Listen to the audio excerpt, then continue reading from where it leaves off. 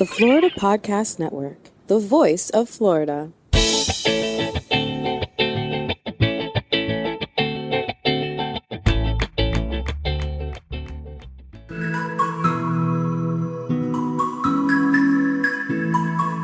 Hello, this is episode 22 of TECHxploration on the Florida Podcast Network, where we are discovering the tech and innovation spaces thriving under the Florida sun. You may be wondering whose voice this is. Well, if you haven't met me yet, hello. I'm producer Jemmy, owner and executive producer over here at Florida Podcast Network, and I'm super excited to be in the hosting chair on this show with you today. TECHxploration was my brainchild many years ago. In fact, the second podcast I ever hosted back in 2015 was all about local tech here in South Florida. So I was beyond pleased to see this show go from ideation to fruition and launch under our amazing past hosts, Craig and David of Clarity Creative, located in Orlando. They were the perfect guys to get this show going, but they've become super busy and aren't able to continue with us. And while that is quite the bummer, I am glad for the silver lining. I get to nerd out on tech again. Woo! See, not only am I an entrepreneur and podcast host and producer, but I'm also a total tech enthusiast. I love the tech tools I get to play with when podcasting. And actually, I got a brand new one over the weekend at Podfest Multimedia Expo that I'm super excited to be able to tell you about here soon at some point. And I was also a data analyst for 15 years. I've been a website designer and developer as well. I'm a nerd, okay? One of my bachelor's degrees is in IT. I love this stuff. So I'm tickled pink to be able to talk tech again. And on today's episode, I'm going to introduce you to a new friend of mine, Army veteran Steve Edwards. New friends because we hang out apparently all the time now. I first interviewed him on another show of mine, the Owl podcast, a few weeks ago. Then I found out that our kids go to the same school. Oh my gosh. And he actually made the trip to come up and see me at Podfest Multimedia Expo over the weekend. So that was pretty cool. But he is just awesome in so many ways. He is the CEO of Premier Virtual, a software company that provides virtual and hybrid event solutions. And he is a guy who just refuses to let obstacles or doubters get in his way. And if you are in the tech space, you know it is fraught with both of those, both obstacles and doubters. And he says, no, sir. No. He kept his eye on the tech trends that were happening as we were keeping our eyes on the pandemic that was happening. And he was able to make the company that he had founded before the pandemic absolutely thrive during those uncertain times. So he is super inspiring and very, very smart. And so he's going to share insights on keeping the tech that you're developing versatile, balancing functionality with flexibility, and keeping those dang on naysayers in your rear view window. So listen in.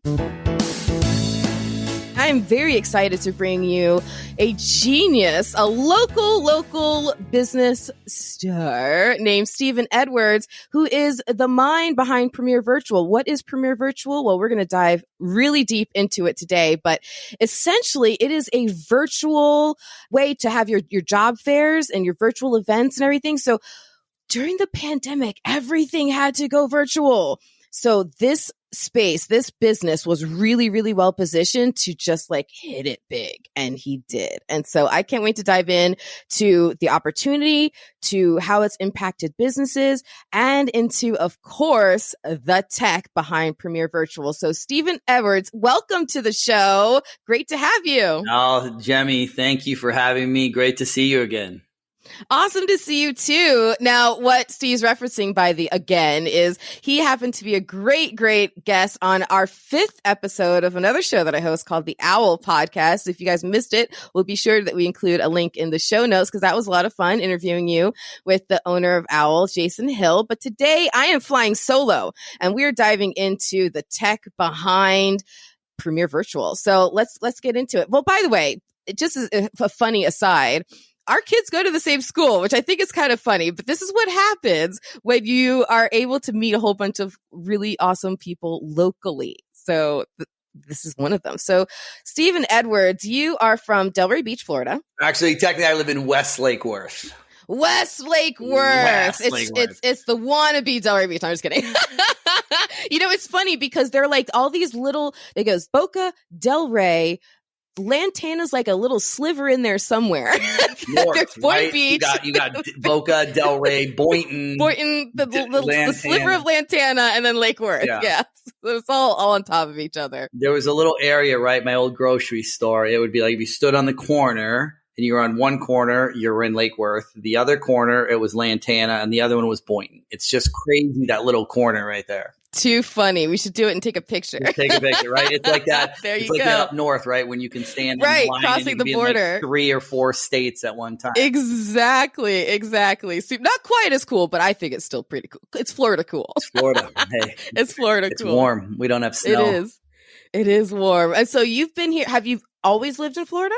No, so I'm from a little town called Chippewa Falls, Wisconsin. Okay, not a little town called Bethlehem, because that's where I thought you were going. Yeah, okay, a little town, yeah.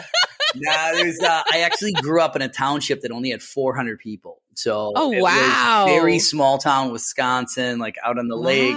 Didn't have cable till I was 13, no AC. So I grew up in the small town. I went to the Army after high school, got out of the Army, moved out to Vegas for a year because I thought I wanted to be a boxer because I boxed all through high school in the military.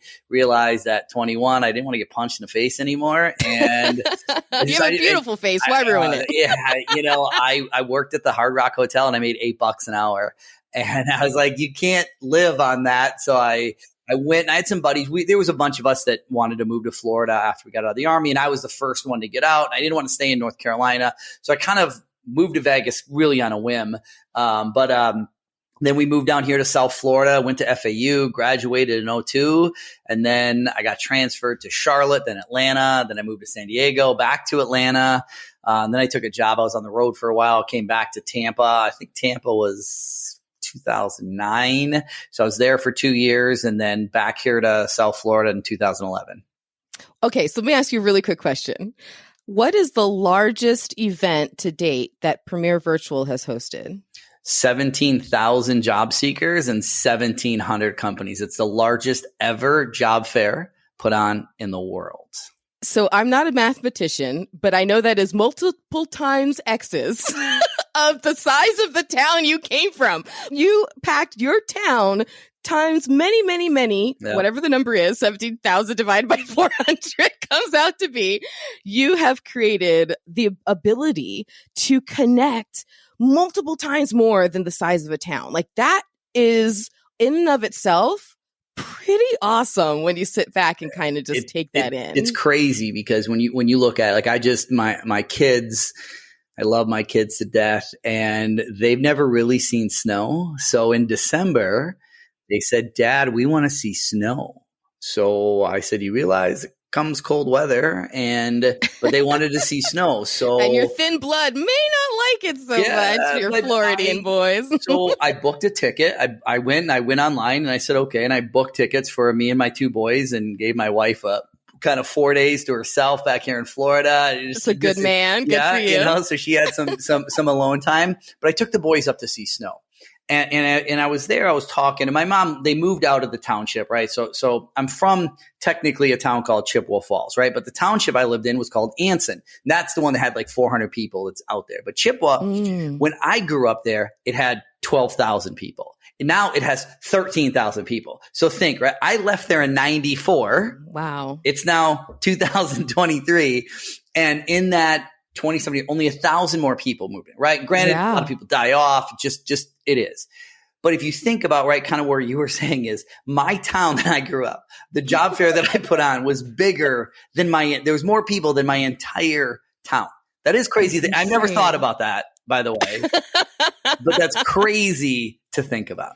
That is crazy to think about. So, okay, let's give our audience an umbrella overview of exactly what Premier Virtual is so they can really sink their teeth into what we're talking about here on this conversation. Here's the best way I like to explain.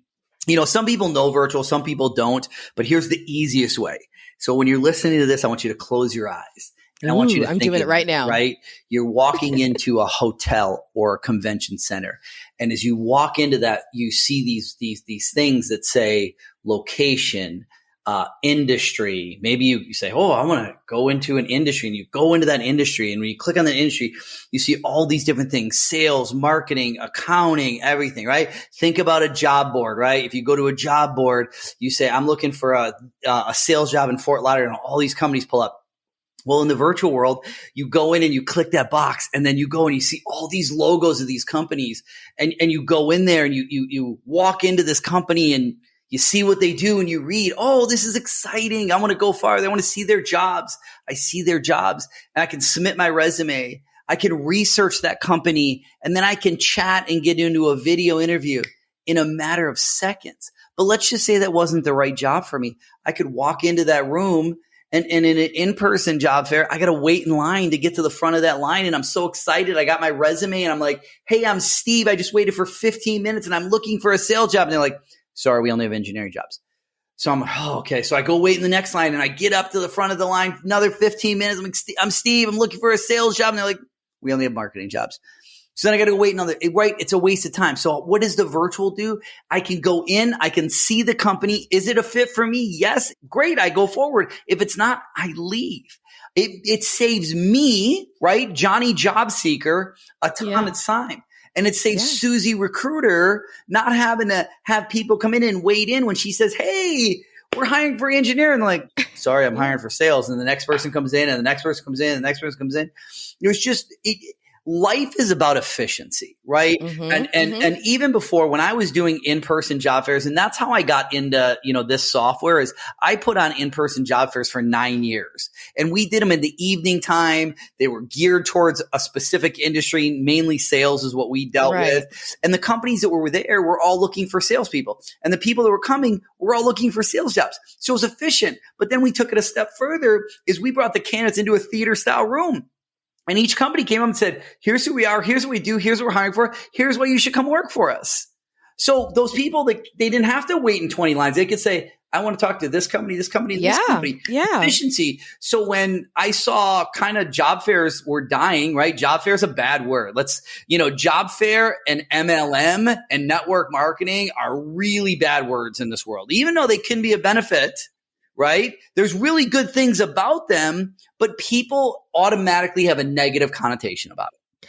Honestly, while you're talking about how it works, I'm thinking in my mind about all the problems that you're solved of efficiency, right? And I'm also, I can't help myself.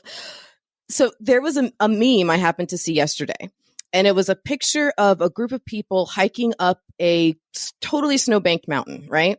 And the words on it said, a rare photograph of my parents walking to school. Oh, and I thought it was so funny, because I'm like, yes, as I'm listening to you talk right now, I'm like, back in my day, I used to have to go to these things and submit 1 million resumes and wait 15 days and hope to hear back and follow up and blah, blah, blah, blah, blah. You kids have no idea how easy you have it. That's what I was thinking. You've made it so dang on easy. Yeah, think about, right? You gotta get dressed, right? So think about, right? I'm going to a job fair. Let's pretend I'm going to a job fair right now, right? I gotta wake up in the morning. I gotta shave my head. I gotta brush my teeth. I gotta get dressed. Right? I can't be sitting here in a nice dress shirt and a pair of gym shorts, right? I got to actually physically get up. Then I got to get in my car, right? And if I live in the Northeast or the North, right, I got to let it warm up for a while because I know it's going to be cold, right? Then you have to make sure you have copies of your resume with you. You've got to have copies of your resume. Oh, we'll talk about that. I'll tell you a funny story of that in a second. But you got to get stuck in traffic to get to the job fair, right? Then you got to wait lines. Now let's think of the recruiters. Right? They got to get up. They got to get ready. They got to get to the job fair early because they got to get set up. They got to sit there all day, and then they got to tear down and they have to leave. And they have to get all of the stuff for the physical space too, the table, whatever else they need to actually do it. I mean, most of the time the hosts are going to have that, but think about, right, setting up an event. If that job fair is from 10 o'clock to 2 o'clock, that means I'm going to be there from 9 o'clock to 3 o'clock. My whole day, I'm sitting at this job fair. The day's done. Yes, you could say you recruit, but 90% of job fairs, the numbers have tumbled, right? The numbers of in-person. And that's why in 2018, when we saw it down and I started testing out virtual and said, this is the future. So now, I don't have to do a job fair tonight in Tampa, tomorrow drive to Orlando and do a job fair, next night drive to Jacksonville and then drive home, right? And then the next month I'm flying to Atlanta, driving to Charlotte, driving to Raleigh, and then driving home. I'm like, I can do an entire statewide job fair in one day. I could do a job fair. You can see your kids this month? Yeah, oh my God. I was like, I didn't want to travel anymore. And I just saw this and I was like, this is the future. The first demo I ever saw of virtual job fairs in 2018, I said, this is the future of job fairs. I was bought in. Instantly, I was bought in. Now, at the time, I had a business partner up in New Jersey that was doing the in-person ones, and he wanted nothing to do with virtual. So he was completely opposite. So we were like we weren't on the same page because I saw the future and he saw in person. And I mean, we still talk, regularly. We're still there, friends, but, he was so anti-virtual that in November of 2020 in New Jersey, in the heart of COVID, he put on an in-person job fair. That's how anti-virtual he was, right? So, but he's starting to see, right? Kind of, right? Job fairs are not there, but I just didn't like the software that was out there. So I went and, I went to my now business partner who was kind of my, kind of my ops and we've kind of always been in the in-person together, but he wasn't really as involved. And I said, we're going virtual and we're going to build our own software. He's like, dude, you're nuts, but I trust you. So, here we are, right? Don't you love that when you get both together? They think you're nuts, but they still trust you. Yeah. That's a good friend. And a wife wife said the same thing, right? And I'm married with 2 kids now. She said the same thing. But, it's just an interesting thing to think of, right? Taking from an idea to an execution, right? Yeah. And nobody thought COVID was going to be there. I said it's going to take 3 years of marketing. And I mean, we would talk to people and say, hey, we want to do a virtual job fair. And they're like, what's a virtual job fair? So in 2019, nobody really knew what it was. And you were really having to explain what a virtual is, how it works. And people were not doing it. Even, some of the main competitors that, my biggest competitor right now had been in the business industry for 10 years. They didn't even have a video component to their virtual job fair. So think about that, right? Now, everybody's on Zoom. How many meetings are on Zoom? It's right. Too many. The answer is too many. Too many, right? But it was such a small industry and they weren't doing video. How do you have something in business, right? That's a virtual offer with no video. It just wasn't something that was there. I mean, I was actually in communication with Zoom because I was like, okay, we're going to buy all of these Zoom licenses because this is what we're going to do because we weren't building our own. We're just going to integrate with Zoom. And then we ended up saying, wow, that was really expensive. And we just built our own video platform. But it was, just kind of from the idea to the execution. And I'm actually writing a book right now about that. Oh, wow. Where it's going to be, right, kind of from idea to take it to the execution all the way through implementation of the software. Sure. So this is interesting because I also know that you do hybrid events. So events that have local actual in-person presence, but then you can also have your virtual piece to it through you guys. And the first time I attended an event that did this was back in 2017, I think. And I thought it was really, really interesting. And it was really an infantile idea. It was a conference. But I thought it was really interesting because at that time, it's really more like just the agenda was on an app. Really, that was the extent of the quote unquote hybridness of it. And then eventually people could get a ticket and attend virtually. And then so they started having virtual sessions and stuff. So I've seen it kind of start to grow and develop over the years. But tell me the truth. I know you would only tell me the truth, but tell me the truth. I think you've known me now. You've only met me twice, but I don't hold anything back. You don't. I piss a lot of people off because I only speak the truth. So I am always looking for a silver lining no matter what happens. Okay. And when COVID happened, I bet there was a big silver lining as far as what you saw was the opportunity for Premier Virtual. Am I right? Yeah, it changed the world, right? COVID. And here's what COVID did, right? And in every bad situation out there, somebody benefits and something good comes out of that. Right. So let's look at your son and my boys, right? Mm-hmm. So between us, we have 3 boys, right? And they're all young. Mm-hmm. How quick can they get around their iPad, right? Your son's a little older, gosh. right? But how long? Faster than I can keep up and right? censor it. So think about this, right? Is our kids have grown up now with an iPad. Yeah. They're used to video calls, right? Like, my 5-year-old interactions with people being online. Yeah. They know, right? My son, who's just turned 5, when he was 4, he had the iPad and he knows now how to call my mom, my wife's mom, he knows how to get in touch. My dad, who doesn't use video, he'll be like, I can't see him. I don't want to talk to him. Okay. So my 4-year, well, now 5, right? Doesn't want to talk to my dad because my dad won't get on video. Right. So that's the world that's here. Right. Right. And if you look at all right, as the generations come, there's always going to be technology. And what is technology really meant to do? It's to make your life easier. Right. Most technologies are there. And that's really what virtual did. Right. I saw it because I saw it makes sense, right? Yeah. Video interviews are a huge thing now. And I'm not just talking about video interviews on Zoom. I'm talking about here's a group of 10 questions that somebody asked. Tell me about yourself. Why should we hire you? And you got to answer it on video. You're going to watch a video question and answer a video question. That is huge right now. And you could see it was going that way, right? But there's people that want to fight it. And they're going to fight that change, right? And I will say this, recruiters, right? Recruiters, I have a love-hate relationship with recruiters, right? I love them. They hate me because they, I'm like, hey, let's look at ROI. Let's look at what makes sense out there. Right. You're trying to get them to change their patterns. Right. Which is hard. And a lot of people don't want to change their patterns. But once they start to see it and go, whoa, right? When you look at, right, colleges, I won't name the I won't name the college that's out there, but I pitched them virtual 5 years ago. Well, for 2019, I pitched them virtual. They weren't having it. No, we don't see the benefit. It's not there. Suddenly, COVID hits.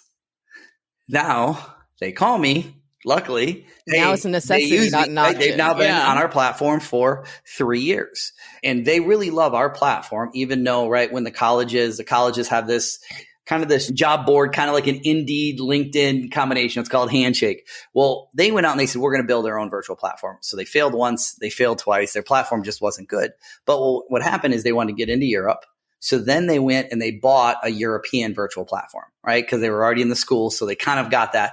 Well, they're going to go. But when you look at this company and they raised like a few $100 million for their virtual platform, right? So when you look at the college level that they're going all in on virtual, guess what? The future is virtual, right? Absolutely. And when you look at virtual, right? And you said hybrid, right? What hybrid was a few years ago is so different now. Right. Mm-hmm. You can have, and, I like to say there's, a couple different types of people out there, right? The people that are trying to say this without getting into a political side here, right? There's people that want to go out. They want to shake hands. They want that face to face, right? That's just what they are. But then there's people that are like, no, I'd rather not.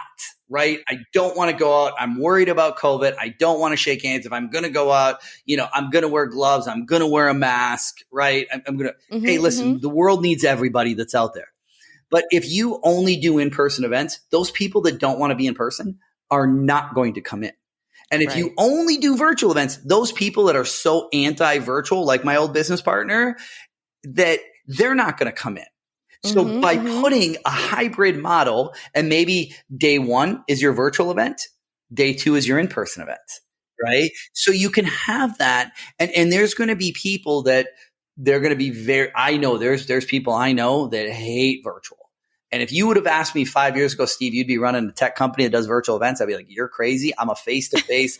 I love to be in front of people. I love to shake hands. I love to You're network. A terrible conversationalist. I don't know why. Horrible, And I looked at where it was, but you got to be able to kind of meet both ways, right? There's a reason that there's Fords and Chevys, right? There's a reason that there's hybrid and gas, right? Because you want to try to make and get in front of people so that you can say, here's a solution that I can help you with, right? You're not going to help everybody. And I'm sure that the teams on those recruitment at the companies also really appreciate it too, because there might be a team member who, is on one side or the other. And just to be able to have that flexibility of how they participate, I'm sure is really, really appreciated. And it just makes the whole process another way that it makes the whole process overall a lot easier and just cohesive. You're really taking so much of the friction, but for both sides, with the job seekers and the recruiters, just you're taking it right out of the system. So let me ask you this: when you had an idea, and when this idea was still just an idea on a napkin, right? And you talked a little bit about the early life of it.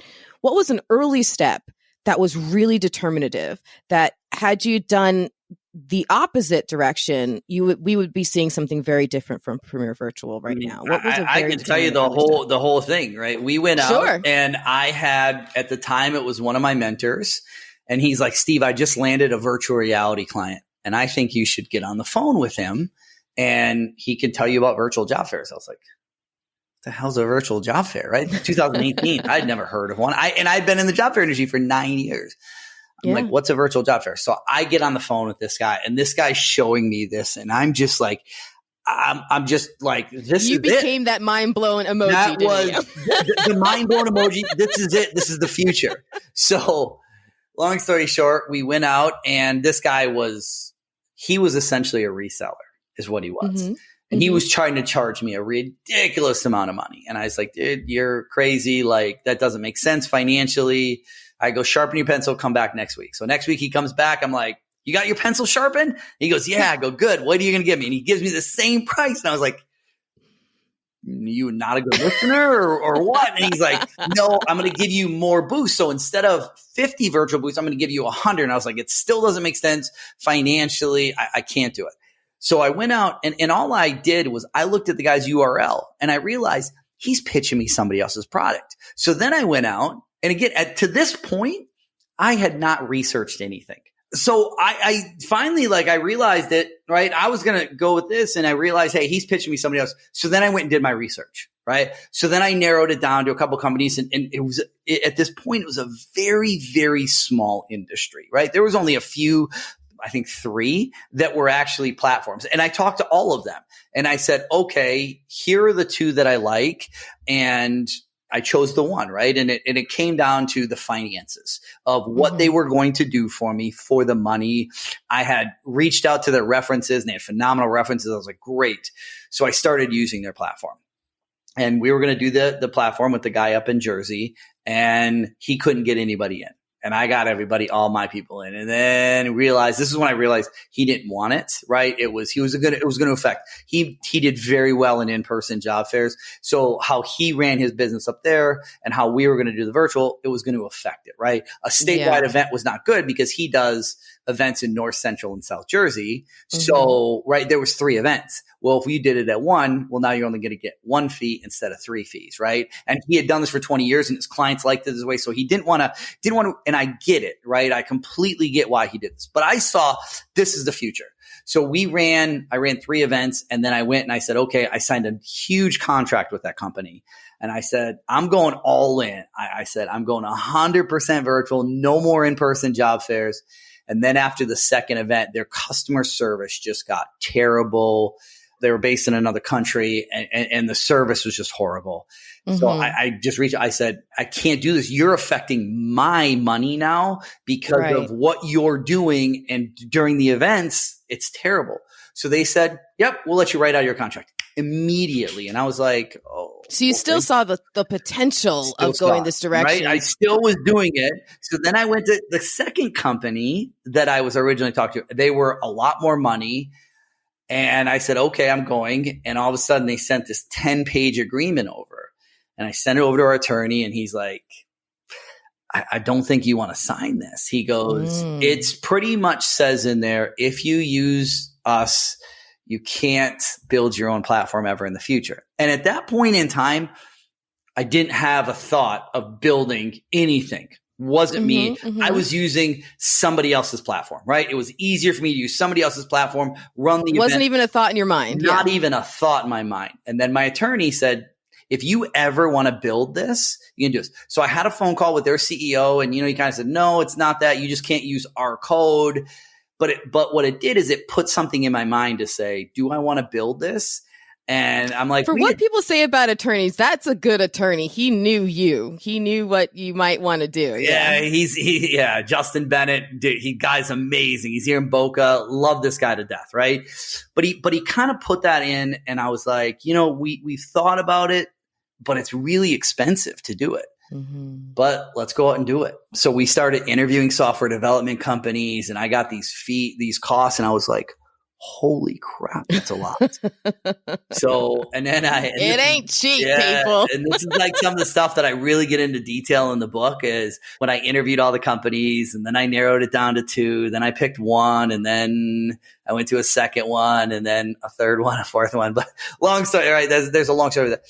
But we ended up, building the platform and saying, okay, we were 4 months into building the platform. And I said, I'm changing my entire business model. I don't want to host job fairs anymore. Now I just want to power them. I'm just going to be the software behind the scenes, completely change the business model, had to completely change kind of how we were building the software. And so we did that. But then we ended up taking our first client on in December of 2018. And it was the best thing we did, right? We did some tests on it. And that's when I said, no more hosting, only powering. And it was a big thing. And then, we were out there doing this and we're taking on clients. And then COVID hit. When COVID first hit, I went to my team and I said, we're going after every company who hosts in-person job fairs, right? A lot of them were my competitors. I knew them. So I went to them thinking, hey, this is going to be easy, right? I flipped. They should want to flip too. What do you think they told me? Did you seriously hit resistance even at that point from a lot of people? You know what? I have no words. Continue. And it actually was a really big thing for our company that I'm glad I hit resistance. And here's why I hit it.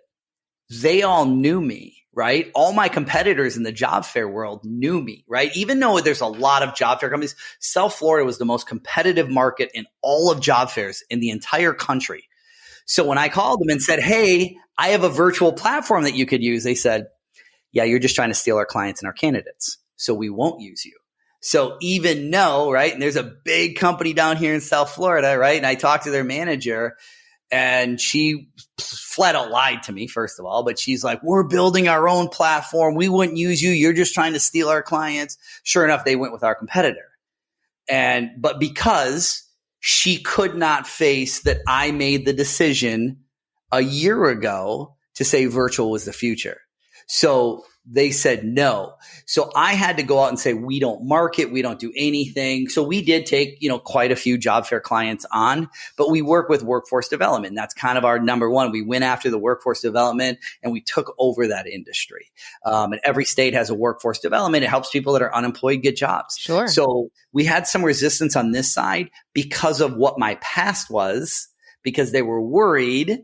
And let's be realistic. I was worried too. And, when we went to the one company, we were like, hey, we want to white label it because we don't want anybody to know that we're outsourcing this.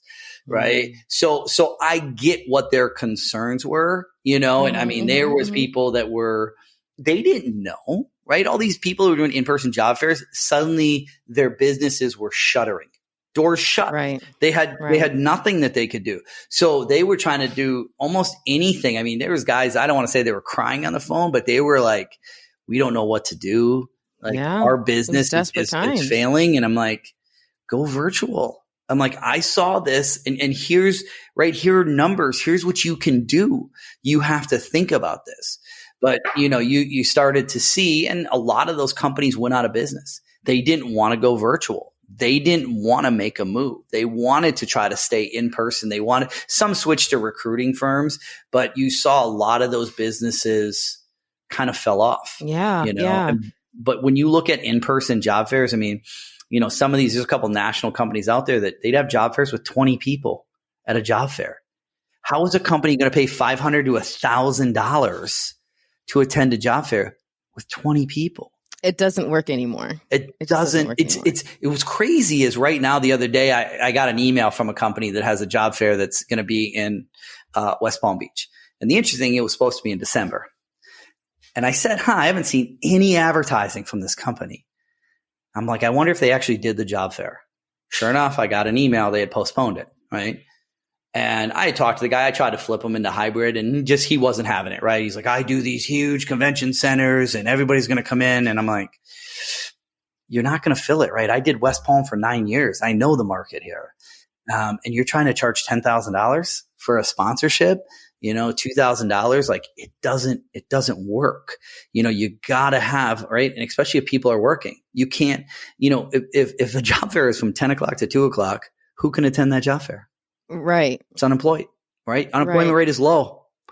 Right. I mean, you just got to, that's simple math, right? And a lot of people are in the gig economy right now. We just have 2 or 3 things going on, and it's just hard to juggle all that. That's another reason I think why this makes so much sense is just the flexibility. You don't have to, like you're saying, get up, get dressed, get in your car, drive and and stand in line for all this. You can literally kind of laser focus what you're going to be doing and knock like something out. And then if you have something else you need to do, or an interview you need to go to, or a call you need to phone interview, whatever, you can do that and then come back to the virtual thing. It's like easy peasy.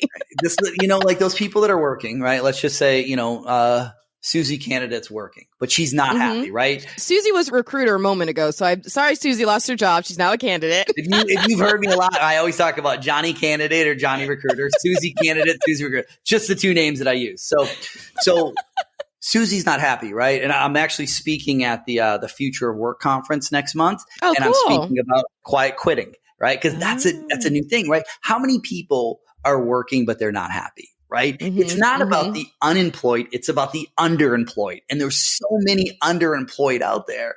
And that person, though, they can't leave for a couple hours to go to a job fair. But guess what they can do? They can be sitting there on their work computer. Oh, right. Job fair is, turn over, and I'm on the, right?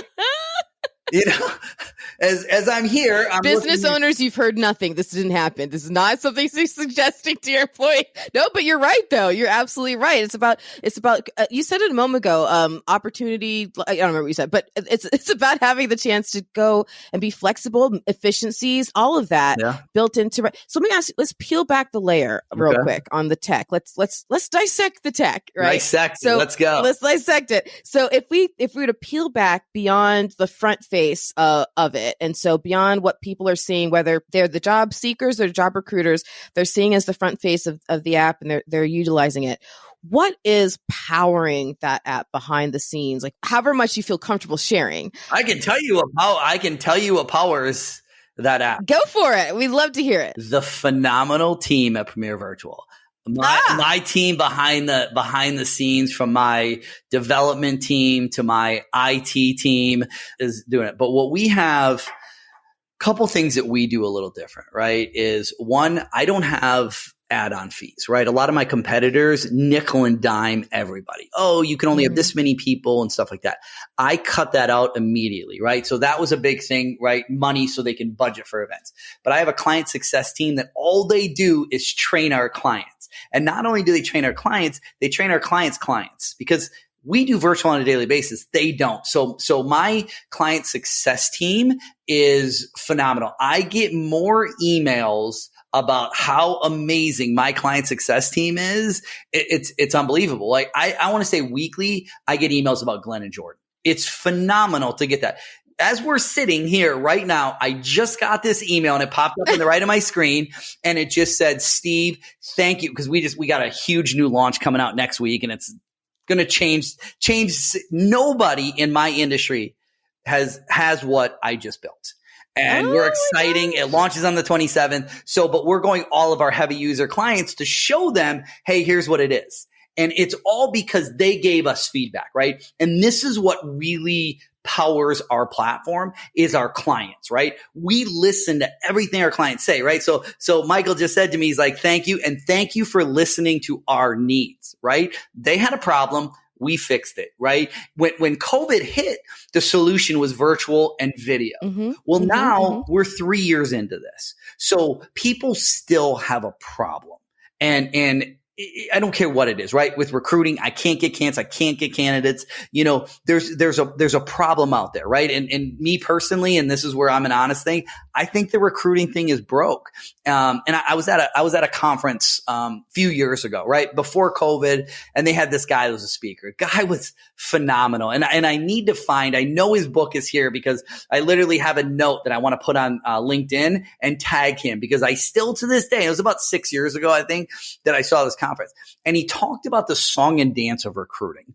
And it was like, I'm going to do it just because I think it's fun to do it. Okay. But I'm not as good and I'm not standing up as the dancer, right? So you got to think this is the guy that's on a stage and he's talking to all HR people. And he's talking about the song and dance. And now what's the song and dance of recruiting? It was the hiring manager would go to the recruiter and say, I need people. And then the recruiter would be like, okay. And then they would come back and they're like, I got you. Here's resumes. And then the manager would be, wait. Hold up. I don't want to hire now.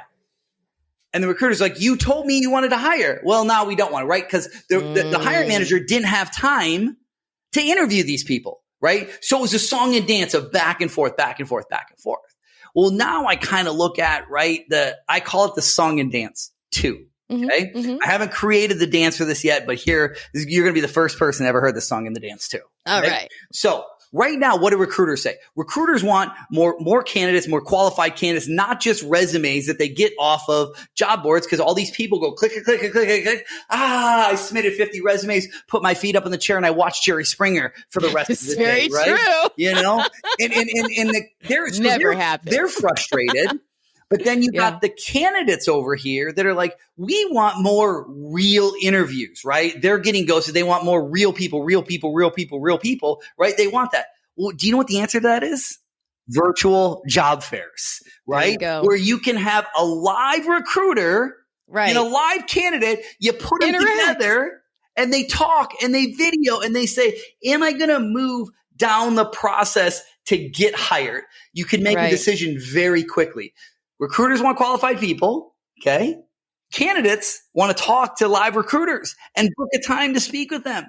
We make it all happen in the virtual world, right? I don't care if it's me or some of my competitors that are out there, right? If you really peel back all of the layers on any virtual platform, what does it do, right? What does a networking event, an in-person networking event, an in-person job fair, a virtual networking event, and a virtual job fair all have in common? It does one thing. It connects one person with another person. And is it a job seeker and an employer? Is it an attendee and a vendor? It connects two people. How do you connect, right? And that's what we do, right? Kind of to give you a bigger picture is we connect these candidates where they can see what a company does. They can research that company and they can video all instantly. And the recruiters can see a candidate, look at all their experience, look at their interviews, watch their video resume and jump into a live one-on-one video immediately. It makes it efficient. We took the challenges that are out there and we put them together. And that's not even including the new thing that's coming out on the 27th. The change. Yeah, you teased it. Are you able to say more, or is it to be revealed? It's going to be revealed on the 27th. Okay. I don't know when this is going to be when this is going to be live, but it's real simple, right? Most of my companies have a problem out there of tracking down who got hired after an event. I work with a lot of workforce development boards. They're all grant funded by the government. So they need information so that they can continue to give free services to these companies, right? They're big. Sure. That's the one who did a statewide event. We just had an event that was a 6-state, the New England region event that was on there, right? They can give these services at no cost to employers and the candidates because they're grant funded. They need good reporting. But they need this reporting. So we already have the best reporting in the business. That's out there. It's been proven. It's been, it's out there. But we're launching this new thing to really track those hires even more because right now it's a very manual process, right? What has to happen? Job fair happens. Like today I was on a phone and that's the email that I got from the guy. We were on a phone with them and I asked them, right, how do you do the process now? And I already know all the answers, but I'm just getting them to kind of talk so that we can get through. And we've done focus groups on this new enhancement. And it was really built from our clients' needs, right? That's what powers us as our clients and the team behind it. But I said, how do you do it? And he's like, manual. And he said, it can take up to an hour per candidate, right? Total time. An hour, because they got to find out from the candidate some information. If the candidate doesn't answer, they got to get to the organization. Well, we all know they don't answer the phone, right? The organization already got the information, already got the candidates they need. The candidates already got the job that they wanted, so they don't want to kind of report back. Well, no one's answering a phone call from a number they don't recognize anymore these days. Yeah. And they just didn't want to do it. So we went in and we took it and we built this thing, and we showed it off this week, right? We showed it off to our clients. That's and it awesome. was like, this helps immensely. We go from an hour, you're automating the process for us. So it's all of these little sound bites or things that they're telling us. And we've only talked to a handful of our clients, right? So, again, you listened and you found solutions for problems and created, you know what? Was it Justin Bennett that you said was your lawyer? Yep. Okay, Justin Bennett, you rocked his house, because without that move to tell you, hey, hold the phone, you don't want to sign this because it's gonna put a leash on you. Yeah.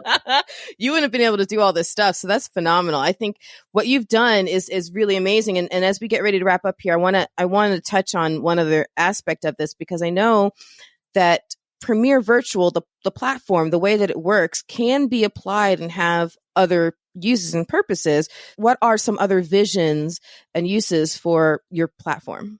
So we have, and this is the great thing about our platform, is we said, hey, this was built to do this. Right? And we have clients doing all different kinds of things on there, right? Interview days, national hiring events, right? The U.S. Army used our platform for their recruiting last year for a big recruiting day, right? We help transitioning soldiers get jobs, but we have people that are doing kind of trade shows on there as well. We're getting a lot of like youth exploration. So think about, right, our kids here in the next few years will go on to a virtual platform to look at different careers out there. I was going to say, like, a cool instead of the career day that only is in their classroom, and a nationwide career day. How cool would that be? I mean, it's amazing to think, right? So when COVID hit, like Palm Beach County, they do a big thing at the convention center where they bring all the juniors and seniors, and they have different employers, different speakers, and all of this, and vendors, and they have colleges and military. They flipped all that to virtual. And you started to see more and more of these career exploration that's all online, right? Yeah. You know, it used to be the day, like I can't wait, right? I'm still hoping that they do this, where you got to bring your parents in, and it was like parents would talk about their career. I can't wait either. I'm excited too. Yeah. And you get to do that. One, I think my oldest will be so embarrassed, because I know my wife will want to go and do just to have some fun with him. But, I wouldn't do that, because my mom went to school with me one day, because I got in trouble a few times back to back to back. And so she said, I'm going to sit in class with you. And I didn't get in trouble. She sat in class with you. Yeah. My mom was like, because I got in trouble, and I was just like, it was 7th grade. Hey, you know what? I get it. Your mom found a very efficient way to solve the problem. One class. She was going to go all day. And I go, Mom, please, just come to class. I'm getting in trouble, right? Because it was the same class. She came there one day. I was good after that, right? I was so embarrassing. So I was like, I won't do that. My wife, she likes it. But think about, right? It's not that the parents are going to do that as much anymore, because now the kids can do it all online.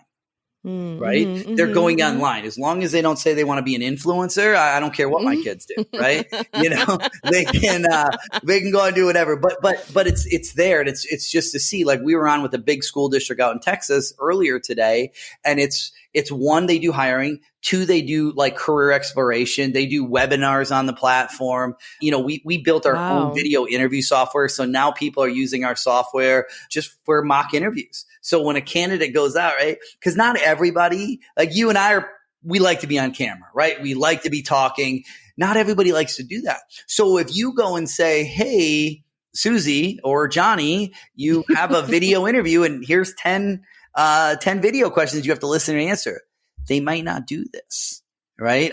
We have a partner out in Oklahoma. It's a company called Vets for Life, and they do virtual training to get people ready for virtual training, right? And there was one girl that was on the training with us, the first one, and the first day she was on, she was like this. right? You didn't want to see her face. She did not want to be on camera, right? By the end, she was there. She was the first one to talk, but we took her from not wanting to be on camera to being, hey, I want to do this more.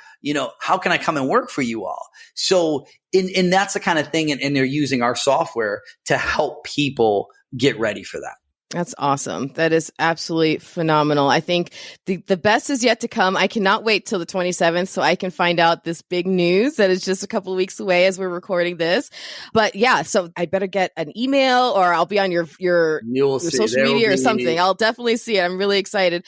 Other than that, what does the future hold for Premier Virtual? There's a lot that's out there. There's so much in the virtual world, and we're seeing it a lot now with organizations that are merging together. There's a lot of acquisitions that are out there because, right, everybody has these great softwares, right? But sometimes you can take a very powerful software and you take two other softwares and put it all together.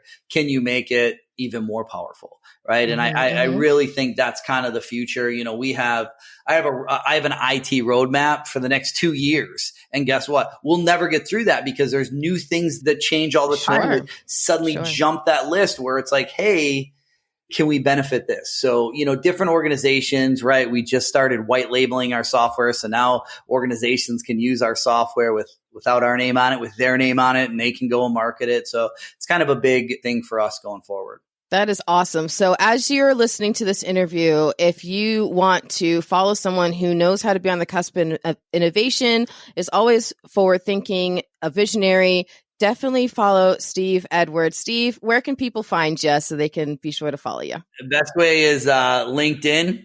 You can find me at Stephen G. Edwards, right? I put the G in there so that I always know. He's gangsta. You're gangsta. No, you know what?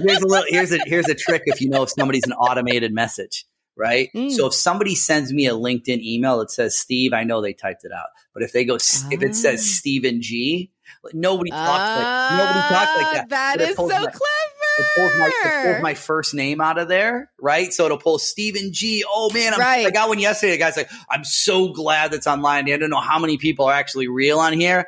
And I was like, I typed back, I go, you got to get your automated messages better because nobody talks Stephen G. I have fun with it, right? When people I get so many messages on LinkedIn and I'm like, that is an automated brilliant. message. And they're like, no, it's not. I'm like, yes, it is. Right. Like you're going to really tell me that you're going to type out Stephen G, So make sure you reach out to Steve, but say Steve. Yeah. Say Steve, LinkedIn, Steve. You can find me on LinkedIn or premiervirtual.com. If you ever want to hear more kind of about the software and how it can help you or just anything, right? You can reach out to our information and my email is real easy. Steve@premiervirtual.com. Wonderful. Well, Steve, it has been absolutely fantastic getting to interview now twice. This is great. I love it. So thank you so much for chatting with me on TECHxploration. All right. Thank you, Jemmy. It was great seeing you again.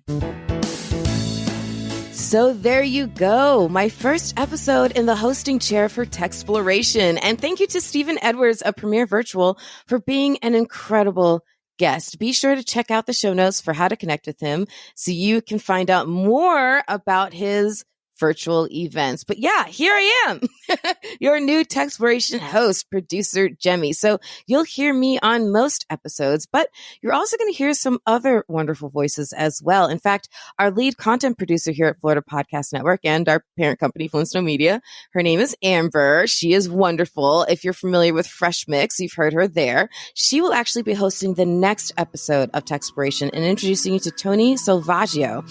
He's out of Tampa and is the founder of eSmart Recycling. So that is going to be a very innovative conversation to tune into next time. Many thanks to this week's sponsor, Florida Podcast Network's parent company, Flintstone Media, for continuing to help us discover the tech and innovation spaces thriving under the Florida sun. And be sure to visit all the great shows on the Florida Podcast Network. You can find them at floridapodcastnetwork.com.